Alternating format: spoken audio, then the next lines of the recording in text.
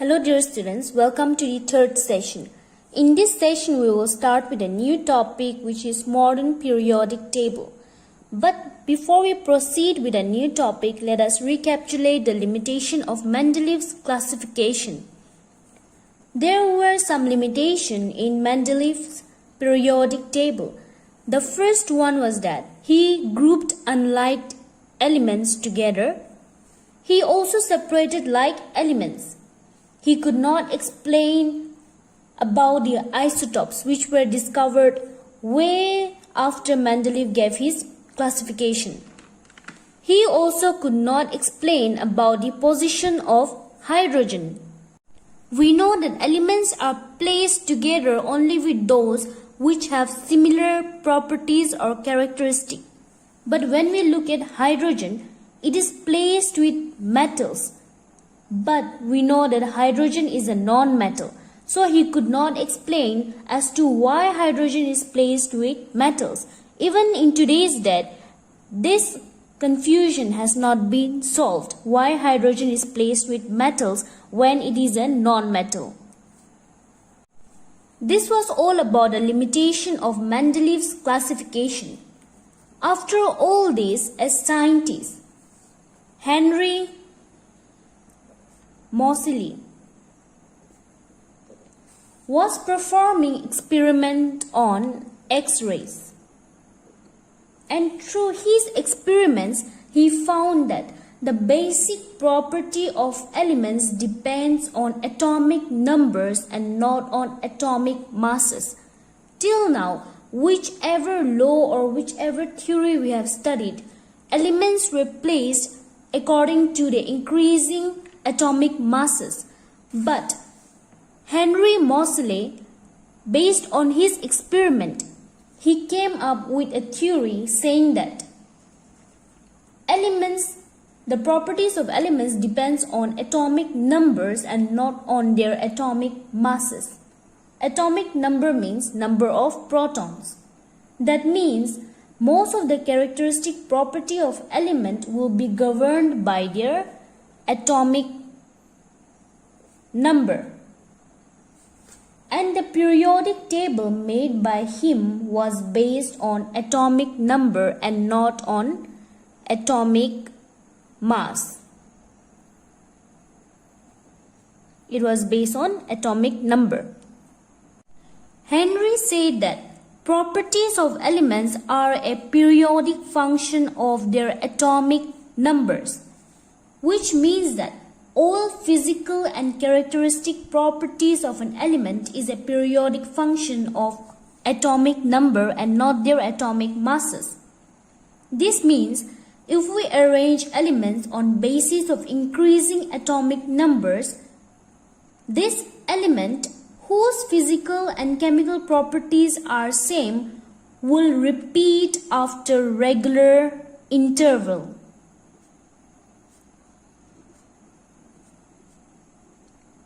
Or maybe after regular interval the properties of element will increase or decrease gradually. He meant that when elements are arranged in increasing order of their atomic numbers, then elements with similar properties are repeated after fixed interval of time, or we see a gradual increase or decrease in the properties of element after fixed interval. And this decrease or increase in property will be seen in order, either same or increase or decrease in order, which will depend on atomic numbers. He gave the modern periodic table, which was way better than Mendeleev's periodic table. Then came another scientist, Niels Bohr. He was a very interesting person. He always challenged Einstein, and every time he won, as he was a very logical person. He used the periodic law given by Henry and made a better periodic table. So in the formation of modern periodic table, it had the contribution of Henry as well as Niels Bohr. In most of the book you will find only Henry's name, or in some book you will find only Niels Bohr's name. So they both had equal contribution in the formation of modern periodic table. Now let us study about the modern periodic table. Modern periodic table is also known as long form periodic table. In modern periodic table, there are 18 groups, vertical, and 7 period which are horizontal, this way. The vertical line is known as group and there are 18 groups. The horizontal line is known as period and there are 7 period. Out of these 18 group 1 and 2 it is known as S block element. Group 13 to 18 is known as P block element. Group 3 to 12 is known as D block element. Element 58 to 71 and 90 to 103 as a whole is known as F block elements. Element 58 to 71 altogether they are known as lanthanoids, and element 90 to 103 altogether is known as actinoids, and lanthanoids and actinoids as a whole is known as F block elements. There are only 4 blocks which are S, P, D and F, and each of these elements are divided into 4 blocks which are S, P, D, F blocks. Now let us try to understand in a better way. All the light yellow color you see here, they are all non-metals. Light green, they are all metals, and the pink one, they are all metalloids. Metalloids means they exhibit both the characteristic of metal as well as non-metals. As already mentioned, there are 18 groups which are the vertical lines. Vertical lines this way. You can see here 1, 2, 3, 4, 5, 6, 7, 8, 9, 10, 11, 12, 13, 14, 15, 16, 17, 18. These are the groups. That means all these vertical lines, they are the groups. And there are 7 period. That means the horizontal line this way. 1, 2, 3, 4, 5, 6, 7. There are 7 horizontal line which are known as periods. You can see the periodic table in your page 90. As I have already mentioned, group 1 and 2 they are known as S block. These two they are known as S block. Group 13 to 18, 1, 2, 3, 4, 5, 6, these are known as P block. From 13 to 18 they are P block. And from 3 to 12, the middle one, they are known as D block. And the last two as a whole, they are known as F block. Now the question arises here, why are they placed at the bottom? Here you can see in group 3, lanthanum and actinium. What scientists found were, from lanthanum, 14 elements. From lanthanum, they found that they all had the same properties of lanthanum. And even for actinium, after actinium, 14 elements they found that they had the properties of actinium. So if here we place 14 more elements, this periodic table will become very big. So what the scientists decided were, from lanthanum all the 14 elements to be placed separately, and from actinium all the 14 elements to be placed separately, so that the periodic table don't become very long or it does not become very messy. And you can see here is that lanthanum and actinium, they belong to group 3. And suppose 14 elements were placed here, that means group 3 will expand. That is why, in order to prevent or to avoid expansion of group 3, the scientists they decided that all the 14 elements from lanthanum and all the 14 elements from actinium to be placed separately, as they exhibit the properties or characteristic of the parent element. That is why, since this whole exhibited the property or characteristic of lanthanum, as a whole this was named as lanthanoids. And since this exhibited the property or characteristic of actinium, As a whole, it was named as actinoid and they were placed separately. And since lanthanum it belongs to 6th period and actinum it belongs to the 7th period, that is why it is the expansion of 6th period and 7th period.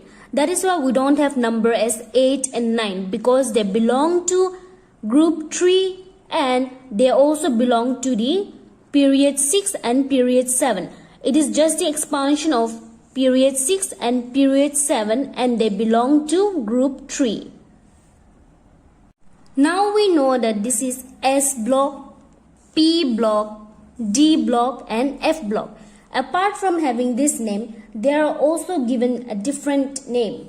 We can say that group 1, 2, 13, 14, 15, 16, 17, they are also named as representative elements.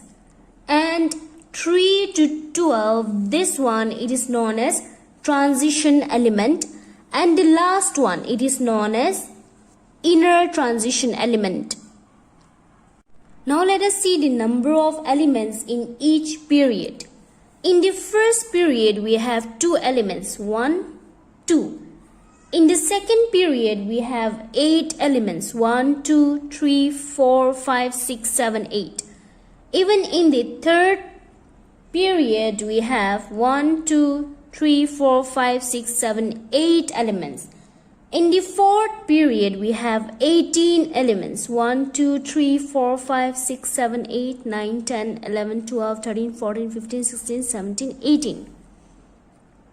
Even in the fifth period, we have 18 elements. In the sixth period, we have 32 elements. 1, 2, 3, 4, 5, 6, 7, 8, 9, 10, 11, 12, 13, 14, 15, 16, 17, 18, 19, 20, 21, 22, 23, 24, 25, 26, 27, 28, 29, 30, 31, 32. Because this also belong to the sixth period, because here the lanthanum is expanding. It is just the expansion of the third group and the sixth period. Same goes for the seventh period. There are 32 elements. Here 18 plus these elements, 32 elements, because this is expansion of actinum. It is expansion of group 3 and the 7th period. And the 7th period is also known as incomplete period, because all the new elements to be discovered will be added in the 7th period. Now from here, which is the shortest period? The first one, having only 2 elements, is the shortest period. The longest period is 6th and 7th, also 7th being incomplete. Now group 1 is known as alkali group and group 2 is known as alkali earth metal. So they are the S block elements. In spite of having their own name as S, P, D and F block, they also have their own name depending upon their elements. So here P block, the group 13, the first element is boron. That is why this entire period is known as boron family. Group 14, the first element is carbon, so this entirely it is known as carbon family. Group 15, first element is nitrogen, it is known as nitrogen family. Group 16, first element is oxygen, it is known as oxygen family. Group 16, which is the oxygen family, it is also known as chalcogens. CHALCOGENS. Chalcogens, this entirely carbon family, it is also named as chalcogens. Chalcogens means which has a tendency to form ores. Group 17, which has fluorine first as its element, this entirely it is known as halogens. Now coming to group 18. Group 18, it is known as noble gas.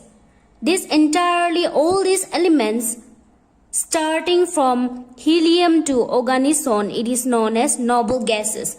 Noble gases because they are very stable and they do not react with any other element because they are already stable. Element react because they are unstable, and upon reacting they become stable, but they are already stable, so they do not need to react, so they are non-reactive. And it is also known as zero group.